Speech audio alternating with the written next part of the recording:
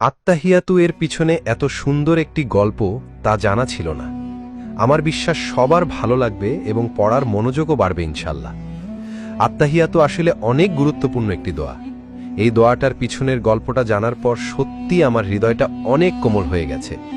আত্তাহিয়াতু আসলে আল্লাহর সাথে আমাদের মহানবী সাল্লাল্লাহু আলাইহি ওয়াসাল্লাম কথোপকথন একটা অংশ, যা আমাদের মহানবী সাল্লাল্লাহু আলাইহি ওয়াসাল্লাম ইসরাইল মিরাজ যাত্রার সময় হয়েছে মহান আল্লাহর সাথে। মহানবী সাল্লাল্লাহু আলাইহি ওয়াসাল্লাম যখন আল্লাহর সাথে কথোপকথন শুরু করে তখন আল্লাহকে আসসালামু আলাইকুম বলেননি। তাহলে কি বলেছিল?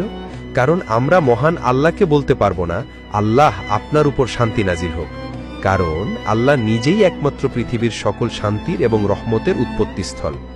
মহানবী সাল্লাল্লাহু আলাইহি ওয়াসাল্লাম আল্লাহকে উদ্দেশ্য করে বলেছিলেন, আত্তাহিয়াতু লিল্লাহি ওয়াসসালাওয়াতু ওয়াত-তাইয়্যিবাতু, অর্থ যাবতীয় সম্মান, যাবতীয় উপাসনা ও যাবতীয় পবিত্র বিষয় আল্লাহর জন্য।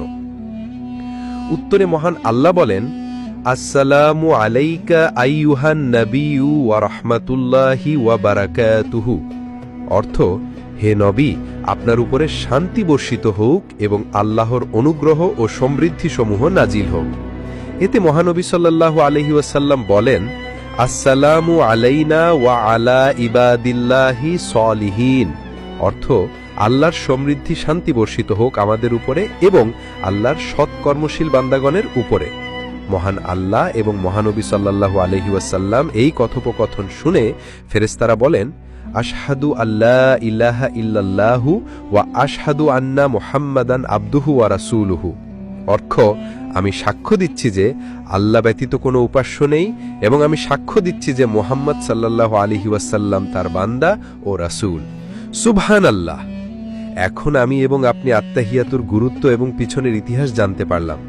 এবার একটু চিন্তা করুন তো, এই লেখাটি যদি আপনার মাধ্যমে অন্যান্য মানুষেরাও জানে তাহলে তারাও এই দোয়ার গুরুত্ব বুঝতে পারবে।